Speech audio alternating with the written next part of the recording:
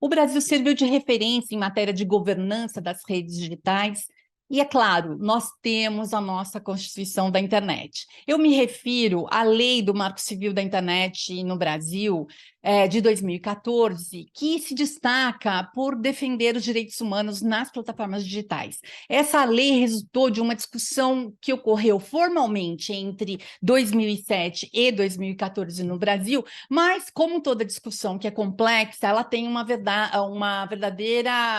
verdadeiro período muito mais longo, né? Ou seja, se inicia muito antes desse marco temporal que a gente acaba se identificando, né? Nesse caso específico, é da década de 90. E a gente deve notar que o destaque do modelo brasileiro não se deve somente ao conteúdo da lei, baseado em princípios para garantir um espaço virtual livre, aberto, mas respeitoso aos direitos humanos. E não somente isso, mas também a forma como foi conduzido o processo de formulação de cada dispositivo legal ocorreu por meio de consultas públicas, que utilizaram justamente as plataformas digitais para fazer essa troca de ideias, de proposições, de princípios e regras entre os diferentes grupos sociais, os diferentes interessados nesse tema. E nos últimos anos, no contexto do aumento da negação altamente organizada, que a gente já falou aqui, dos fatos e também das regras, e amplificação da desinformação e das conspirações, uma série de novos projetos legislativos surgiram para mudar esse marco civil da internet. No momento, a regulação das redes sociais, ela ganhou espaço na agenda do governo Lula. Eu sou a Neuza Maria Pereira Bojiquian, apresentando o programa do Diálogos INEU, produzido pelo INCT para estudos sobre os Estados Unidos, e esse vídeo é mais um da série sobre regulamentação das plataformas digitais, em que a gente conta com a participação da pesquisadora Jaqueline Trevisan Pigato, que é doutoranda em Ciências Sociais pela Unesp de Araraquara, é mestre em Relações Internacionais pelo programa de pós-graduação em Relações Internacionais chamado Santiago Dantas, conhecido por Santiago Dantas, é também pesquisadora sênior da Associação Data Privacy do Brasil, né, em pesquisas sobre governança de internet. E, Jaqueline, nós falamos aqui sobre a última conferência da Unesco, que aconteceu lá em Paris, em fevereiro último, que você estava presente, né, chamado Internet for Trust. A gente discutiu esse conceito, discutimos do que se trata realmente, porque ali se defendeu princípios e abordagens para sustentar um ambiente digital confiável na internet, né? E na sequência nós falamos dos diferentes padrões de governança, especificamente do padrão norte-americano e do padrão europeu. E agora a gente está aqui para falar do padrão brasileiro. Então, vamos lá, eu vou dar uma introdução aqui desse tema e trazer aqui algumas provocações, e você depois já pega a bola aí do seu lado. Da perspectiva de que o espaço virtual é um ambiente em construção, caracterizado pelo coletivismo, pelo transversalismo e pelo mutualismo, ou seja, essa ideia de reciprocidade, né? E num espaço em que se permite não só o compartilhamento de dados, informações, mas também as interações, as discussões contínuas sobre as regras a serem observadas para se conviver num espaço como esse, elas são esperadas e muito bem-vindas, né? Dessa perspectiva, o novo projeto do Ministério da Justiça e Segurança Pública, com o ministro Flávio Dino, propondo colocar em discussão ampla, ou seja, junto à sociedade, repetindo essa experiência passada nossa, né, um legado, a regulação das plataformas digitais ou das redes sociais, e assim abordar o problema das informações falsas, provando que é bastante pertinente, mostrando que é bastante pertinente nesse momento. Eu gostaria que você falasse, então, um pouquinho para a gente, em especial, do processo de formulação das regras brasileiras sobre esse tema, né? Do enfrentamento do Brasil no Brasil, aliás, né, dos problemas que surgem no espaço virtual e do entendimento do que é positivo e o que não é positivo nesse espaço que é novo, para a sociedade de modo geral, para o senso comum, né, que se apropriou desse espaço e que está fazendo uso. Eu agradeço muito a sua vinda aqui novamente. Já deixo a palavra com você, por favor, fique à vontade. Obrigada. Obrigada, Neus. É um prazer estar mais uma vez aqui participando do Diálogos do INEU e um prazer falar desse assunto, né, tão urgente que está sendo colocado na agenda brasileira, que é a regulação de plataformas, e falar também um pouquinho da história, né, que o Brasil tem com governança da internet, porque a gente tem muita história, né? A gente teve um protagonismo muito forte já nesse tema mundialmente, e agora, né, com esse novo governo, com os recentes acontecimentos, tudo isso voltou e está culminando numa série de novas discussões, inclusive, sobre uma possível alteração ou não do Marco Civil, como você comentou. Mas vamos do começo, então, né? Por que a gente está com essa pauta quente? E, inclusive, você falou do evento da Unesco e o Brasil teve uma participação muito grande por lá, então por que né, o Brasil está chamando tanta atenção assim? Você tocou num ponto que acho que é a base para a gente começar a falar de governança da internet, principalmente no Brasil, que a gente chama de multissetorialismo, né? No inglês é muito comum usar o termo multi-stakeholder, que é justamente você ter ali na mesa de discussão todos os setores, né, que estão envolvidos. Então, quando a gente fala de internet, isso parece até um pouco óbvio, porque você não é só um ator que faz a internet, né? A internet é uma composição de estados, de empresas, dos próprios indivíduos, da sociedade civil. Todo mundo ali está construindo uma parte, né, da internet, dos conteúdos, do seu próprio funcionamento, né? Questões de infraestrutura, as próprias plataformas, e também as questões que a gente está consumindo, né? Então, ao mesmo tempo que a gente está contribuindo para formar essa internet, a gente está consumindo o que está sendo colocado ali.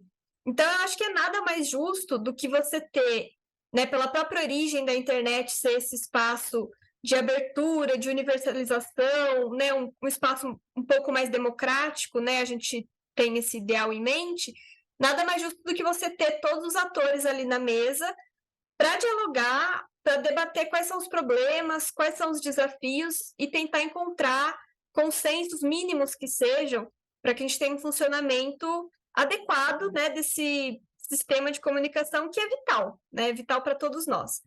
E o Brasil ele tem um destaque muito bom nesse ponto do multissetorialismo, porque lá na década de 90 foi criado o Comitê Gestor da Internet do Brasil, que a gente chama de CGI, que é esse órgão que não é um órgão regulador, mas ele é um órgão multissetorial, então composto por representantes do governo, representantes do setor empresarial, da academia, da sociedade civil organizada, para debater exatamente esses desafios, promover estudos, né, aprofundar algumas questões regulatórias que surgem, desenvolver estatísticas sobre o uso que está sendo feito da internet no país.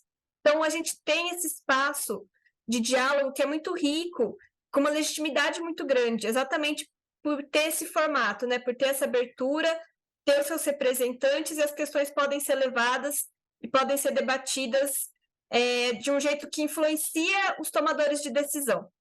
Então, isso é um destaque que o Brasil tem e que, quando a gente olha para a governança global da internet, a gente teve um momento ali de protagonismo mesmo global, na época das revelações do Edward Snowden, em 2013, quando o Brasil foi uma das vítimas, né, da espionagem da Agência de Segurança Nacional dos Estados Unidos, na época o governo da presidente Dilma Rousseff.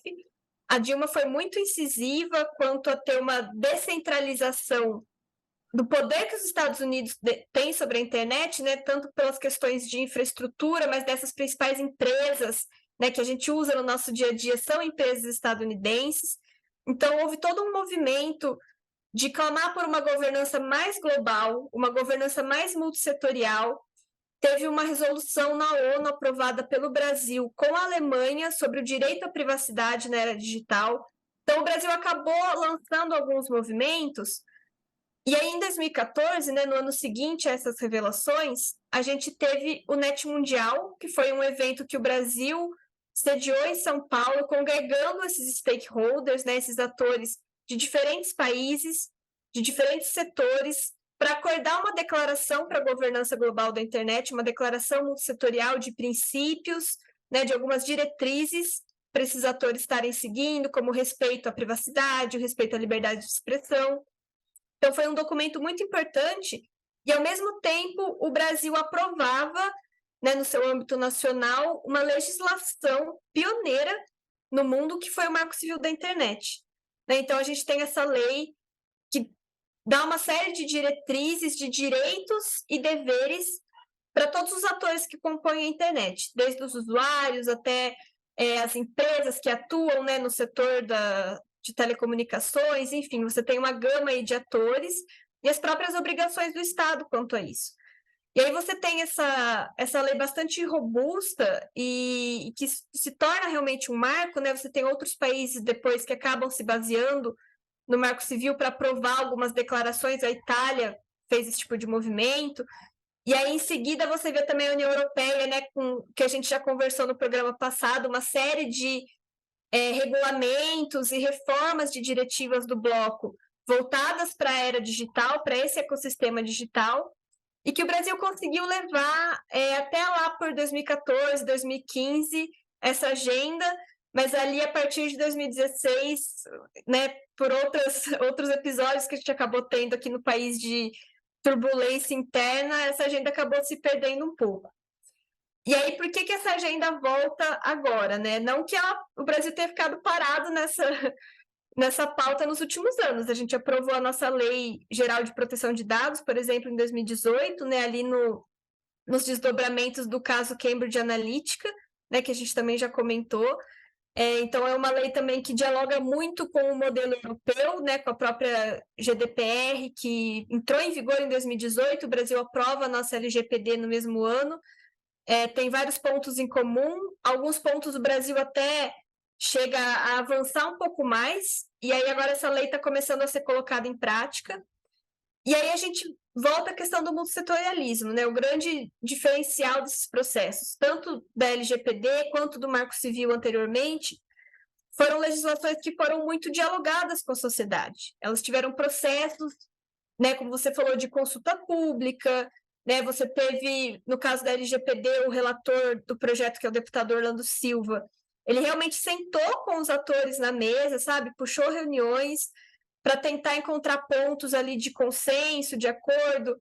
E aí ele até dá um depoimento num projeto sobre a memória, né, dessa lei. Ele comenta assim que os atores eles não poderiam ser todos felizes da reunião, porque alguém ia ter que abrir mão de alguma coisa, sabe? E é muito nesse trabalho de diálogo que a lei foi construída, e que é um resultado que você vê que realmente foi multissetorial por isso, né? Ninguém saiu 100% satisfeito, todo mundo tem que ceder um pouquinho, mas você acaba encontrando um meio termo ali, um consenso mínimo para que a lei seja aprovada, e a partir disso as práticas comecem a ser, né, exercidas por todos os atores.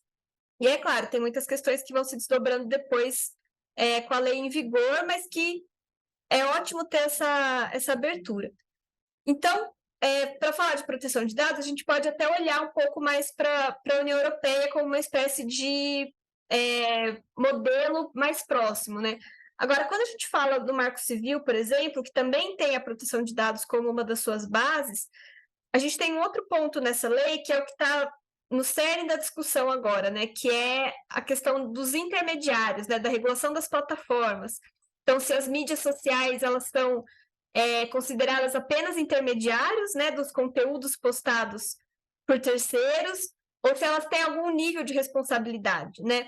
O Marco Civil nosso, ele estabeleceu lá no artigo 19 que as plataformas elas vão ser responsabilizadas após uma ordem judicial que não seja cumprida, né? Então, ele dá esse poder para o judiciário para, de repente, remover uma postagem, né, derrubar um conteúdo ilícito. E aí, uma vez que essa plataforma não cumpre essa ordem, ela é, sim, responsabilizada. Então, tem as sanções, né, multas, etc. Então, esse é o modelo que foi estabelecido. E aí a gente tem, já há uns 2 ou 3 anos, uma discussão de um outro projeto de lei no Brasil, que é o projeto 2630, que ficou conhecido como PL das fake news. Né? Então, a gente teve aí uma série de, né, questões muito preocupantes, né, com a sociedade brasileira, assim, lógico que não só o Brasil, né, muitos países têm sofrido com isso, mas a questão da desinformação, principalmente no contexto da pandemia, né, então questões muito sérias de saúde, as questões eleitorais também, muita desinformação sobre o processo eleitoral, sobre a validade das urnas eletrônicas, tudo isso criou uma urgência para se discutir esse PL. E aí você tinha esse processo também em discussão, também de relatoria do deputado Orlando Silva, ele também estava conversando ali com organizações da sociedade civil para entender como que melhor podia se adequar, né, esse projeto com o que a gente já tem construído em cima do Marco Civil. Mas aí você, até o ano passado, não teve uma conclusão dessa tramitação. E aí, no início desse ano, você tem um episódio que aumenta exponencialmente a urgência dessa pauta, que foi o 8 de janeiro. Né? Então, o episódio do 8 de janeiro, em Brasília, ele cria não só essa urgência de você discutir as questões de desinformação, de conteúdos na internet, mas ele também cria uma janela de oportunidades para que o novo governo coloque em diferentes instâncias esse tipo de discussão. Então, agora, a gente, além da tramitação do PL 2630, que já vinha ocorrendo, a gente acabou tendo o evento da Unesco, por exemplo, né, que já vem com uma série de diretrizes a serem discutidas e que o Brasil já declarou total apoio. Então, a gente tem, né, uma movimentação no nível internacional também. E aí, no nível nacional, a gente tem outros espaços que estão discutindo, por exemplo, a questão da desinformação agora voltada a conteúdos que violem ou incitem ódio ou desinformação contra o Estado Democrático de Direito. Então, você tem, por exemplo, a AGU criando uma procuradoria em defesa da democracia. Esse é um processo que está em andamento agora. Né? Eles estão criando também alguns grupos de trabalho com especialistas, com representantes da sociedade civil organizada, para discutir as questões de discurso de ódio, de desinformação, se a gente consegue chegar em algum tipo de definição sobre isso. E são pontos muito delicados, né? Porque você tem toda uma questão envolvendo a liberdade de expressão.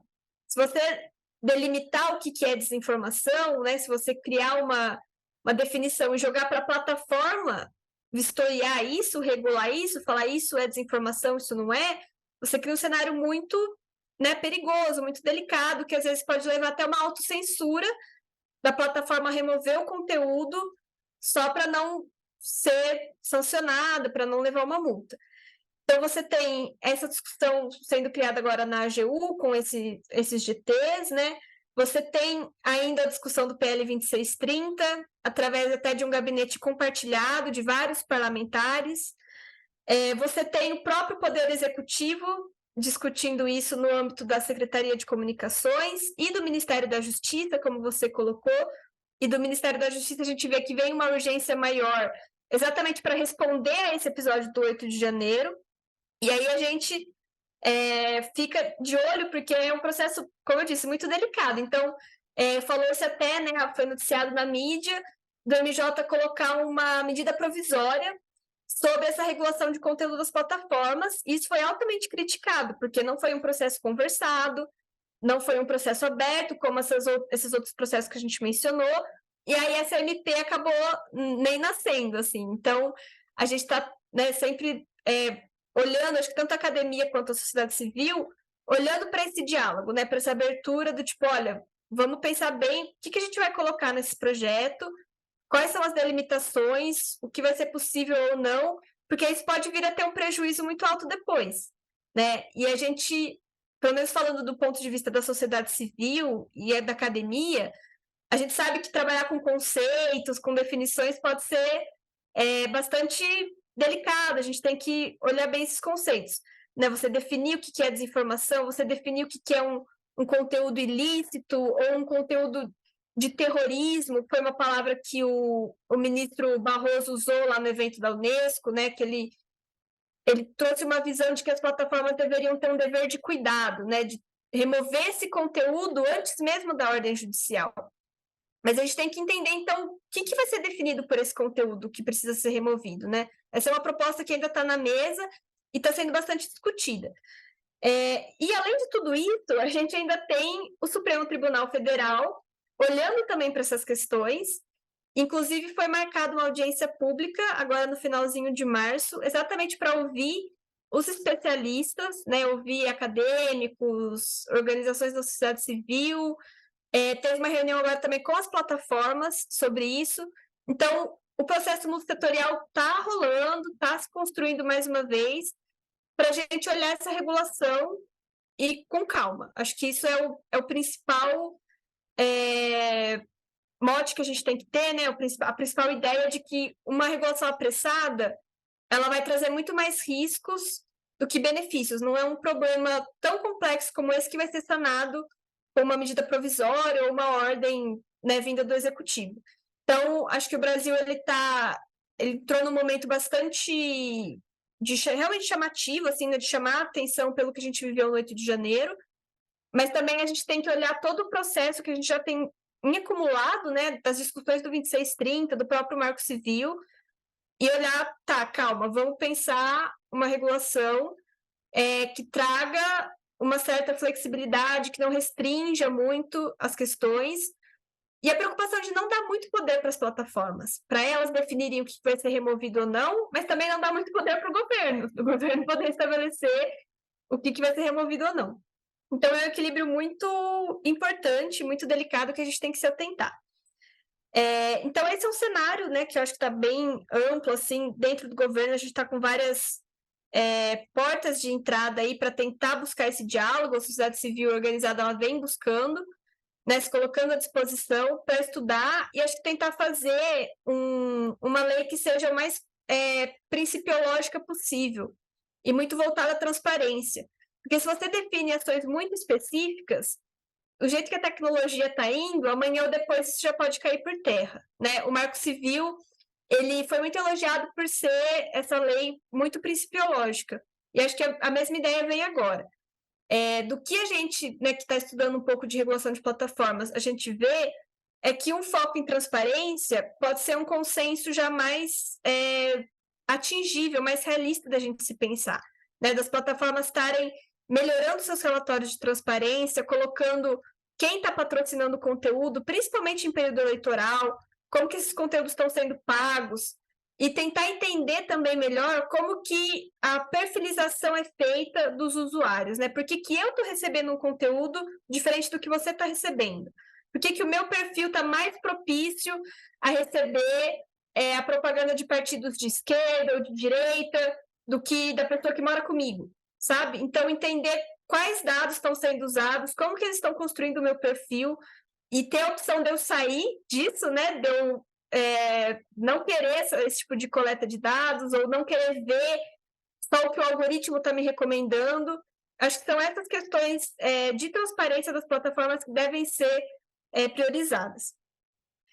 E aí, acho que para fechar assim, esse cenário do Brasil, a gente vem num momento muito propício para voltar a falar de governança global da internet, agora nesse início de 2023, porque a gente tem alguns processos globais acontecendo entre o ano que vem e 2025, que eu acho que o Brasil pode recuperar aquele protagonismo que a gente teve lá depois do Snowden e colocar uma agenda com base no que a gente está construindo aqui internamente, mas também de cooperação com parceiros, principalmente parceiros do Sul Global, né, que enfrentam as mesmas dificuldades, os mesmos problemas em termos de plataformas. A gente tem aí questões de regulação econômica, né, desses monopólios, a gente tem as questões de saúde, né, muito sendo usado agora as questões do Open Health, de telemedicina, as questões de cooperativismo de plataformas, de trabalho, né, de você ter uma justiça social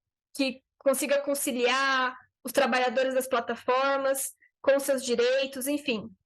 A gente está tendo uma série de discussões no âmbito da ONU, que o ano que vem vão levar ao chamado Pacto Global Digital, que é um processo que o secretário-geral da ONU puxou do aniversário de 75 anos, né, da ONU. Tem toda uma agenda em diversas áreas, né, então, principalmente a área de mudanças climáticas, área de direitos humanos, e aí tem uma área voltada ao ecossistema digital, Então, o ano que vem, esse ano, aliás, em setembro, tem a primeira reunião ministerial que vai estar recebendo as contribuições multissetoriais para esse processo.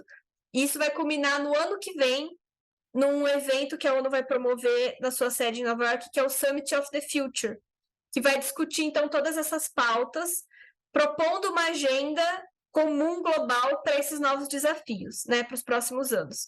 Isso está muito relacionado com os ODS, né, os Objetivos de Desenvolvimento Sustentável e a Agenda 2030. E, além disso, o ano que vem marca 10 anos do NET Mundial, que foi esse evento que o Brasil promoveu lá em 2014, com a declaração. Então, acho que é uma ótima oportunidade para o governo brasileiro retomar essa agenda, né? Talvez rever essa declaração, reunir novamente stakeholders do mundo todo, talvez atualizar a declaração, enfim, rever o que mudou, o que foi possível ser feito, o que ainda precisa ser feito. E, além desses processos, a gente tem mais um em 2025, que é o da Cúpula Mundial para a Sociedade da Informação, que é um processo que se iniciou lá em 2003 e 2005, então a gente vai ter o mais 20 agora, né? Que tem toda essa coordenação da governança global da internet em diferentes fóruns, principalmente pelas agências da ONU, né? Então, são emitidos alguns documentos, algumas diretrizes, como a própria renovação do mandato do IGF, que é o Fórum de Governança da Internet, um fórum que acontece anualmente, que o Brasil já sediou 2 vezes, em 2007 e em 2015. Então, mais uma oportunidade para o Brasil se colocar como protagonista nessa agenda, participar desses processos, colocar os desafios que estão sendo vividos aqui, acho que principalmente em cooperação com o Sul Global, e mover essa agenda para que seja uma agenda efetivamente plural e global, e não apenas, né, vindo do norte, dos problemas que estão sendo discutidos lá. Acho que isso é super importante, é uma grande janela de oportunidade e tem muito espaço para a sociedade civil participar, para a academia, para os especialistas técnicos. Acho que colocar todo mundo na mesa mesmo, do modo multissetorial, ouvir todas as partes, é essencial para que a gente possa avançar nessas agendas, rever as prioridades e tentar construir uma internet um pouquinho melhor aí para todo mundo. Muito bem, Jaqueline. É uma agenda bastante ativa aí, né? Movimentada que a gente vai ter pela frente. Depois, se você puder passar para a gente os nomes direitinho, com links, se já tiver informação, para a gente deixar na nossa grade de vídeos, eu acho que aí isso também pode ser de interesse de algumas pessoas. É um tema muito difícil, é um tema muito complexo, e aí as dificuldades são imensas, né? Esperadas aí são imensas, porque quando você também abre para essa discussão, né, faz uma consulta pública, dá espaço para os vários grupos de interesse, para os vários stakeholders, né, conforme você falou, você, para construir consenso, às vezes isso, quando não é possível, sai pela tangente, vamos dizer assim, construindo regras muito gerais, né? E aí isso acaba sendo difícil de ser implementada, porque tudo cai na discussão do que se quis dizer com um determinado termo, enfim. Então, a gente espera que isso tenha um resultado positivo, mas também a gente tem que ser realista e não achar que isso é imediato, que isso é uma coisa simples e que vai sair um resultado, cobrar esse resultado do atual governo que está dando esse espaço todo, mas que não será fácil. A gente tem aí também uma assimetria, né, na relação de poder entre os stakeholders, né? Então, sempre o mundo corporativo, os atores econômicos, eles têm uma força muito maior do que a sociedade civil, que dificilmente consegue se organizar para levar uma agenda comum, né? E aquilo ser realmente o objetivo, né? Para fechar alguma questão ao redor disso, dessas pautas. E aí a gente está vendo, né, a dificuldade que é para responsabilizar as plataformas pelo uso dela, né, ou seja, pelas publicações que são feitas ali por terceiros, pelos usuários, e elas não tomam ou elas não querem se envolver, ainda que estejam sendo divulgadas informações falsas, né? É interessante notar os atuais argumentos do ministro Luiz Roberto Barroso, né, que você citou aqui, né, entre as várias iniciativas ou as várias instâncias de poder.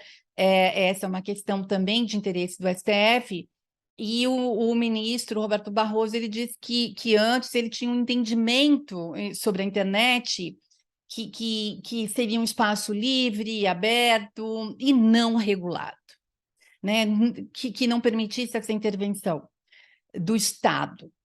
Mas hoje, em face de tudo que a gente testemunhou, da realidade que a gente está enfrentando, essas campanhas de desinformação, os ataques às instituições democráticas, e isso é muito sério, né? Então, diante disso, ele mesmo disse, olha, é preciso ter regulamentações, sim, sobre esses comportamentos e enfrentar, abordar claramente aí os conteúdos que são conteúdos falsos, que são ilícitos, enfim, que causam tantos problemas.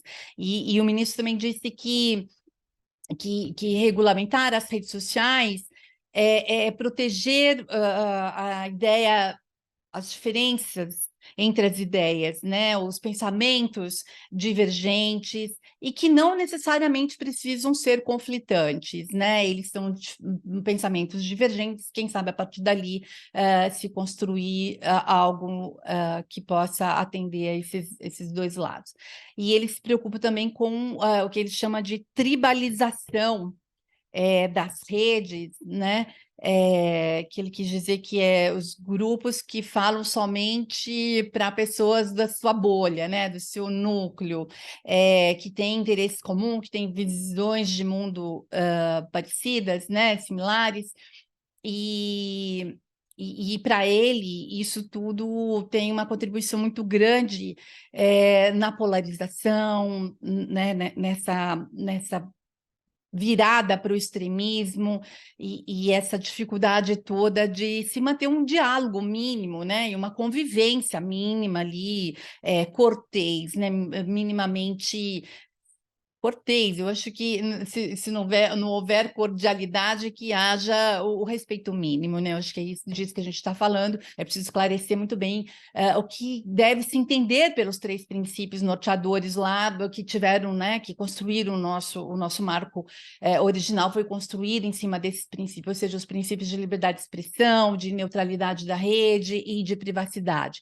E a gente lembra, você participou disso, ou você tem conhecimento disso porque você faz pesquisa sobre o assunto, mas eu acompanhei de alguma certa distância, não presente, mas eu acompanhei esse debate e a gente, de fato, lembra que o princípio da neutralidade foi um espinho, né? Foi um problema muito espinhoso desde o início dessas discussões, que estabelece que os provedores tratem os dados que passam pela rede de forma indiscriminada, e isso seja em relação ao conteúdo, à origem e ao destino, né, que ele não pode interceptar ninguém, mas aí, assim, não pode ser qualquer coisa, não pode ser em qualquer circunstância, não pode ser levada essa lei a esse rigor todo de entender no literal, não quer dizer literalmente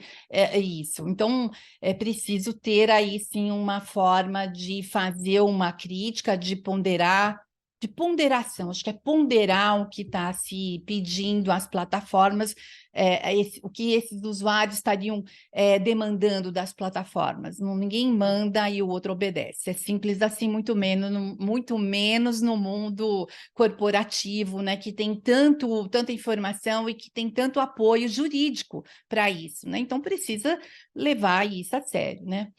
Bom, muito bom. Eu acho que a gente poderia ficar aqui falando mais tempo. Se você quiser fazer algum outro comentário, se lembrou de alguma coisa, quiser complementar, senão a gente vai para o encerramento. Acho que só um complemento que eu lembrei agora, pensando nessa agenda dos próximos anos, né? Que você falou que tem muita coisa acontecendo, e tem mesmo. E acho que também por essa volta que o Brasil faz para a política externa agora, né, de modo geral, o ano que vem o Brasil assume a presidência do G20, E tem muitas discussões da agenda digital também acontecendo no G20, né? Esse ano está com a Índia, a presidência, então eles estão colocando também essas questões de desinformação, de confiança, né, na internet, questão do uso dos dados, inclusive questão de infraestrutura pública de dados, né, o uso dos dados como bens públicos para inovação, para outros setores, né, da economia, para a indústria, para a saúde, enfim, acho que o Brasil está muito alinhado, né, com essas pautas. Acho que tem algumas outras prioridades. O Brasil gosta muito, né, de ainda priorizar a questão da conectividade, né, da inclusão digital, porque a gente tem que fechar esse gap, né, é uma questão que já passou, assim, de urgente, e questões também de identidade digital, sabe, que estão sendo debatidas já há algum tempo aqui. Então, acho que vale também ficar de olho aí na agenda do G20 esse ano, ano que vem, que o Brasil também, espero, consiga avançar um pouco mais essas pautas em cooperação com os parceiros internacionais. Agradeço mais uma vez por você ter dividido aqui com a gente todo o seu conhecimento sobre o tema. Fica o convite para você voltar. E aí, por aqui, hoje o tema se esgota, né? Por hoje, somente por esse vídeo, mas não vai esgotar nas nossas discussões e nos nossos futuros vídeos, é claro. E eu agradeço também a cada um que nos acompanha aqui no canal. Se você gostou desse vídeo, então vai lá, você já sabe o que tem que fazer, deixa um gosto para a gente, um gosto, né? E um gosto, né? Manifeste isso e até mais. Eu espero ver vocês aqui em breve, tá bom? Obrigada, Neuza. Foi um prazer e fico à disposição para voltar e falar mais de todos esses processos que estão acontecendo. Ótimo. Obrigada pelo convite.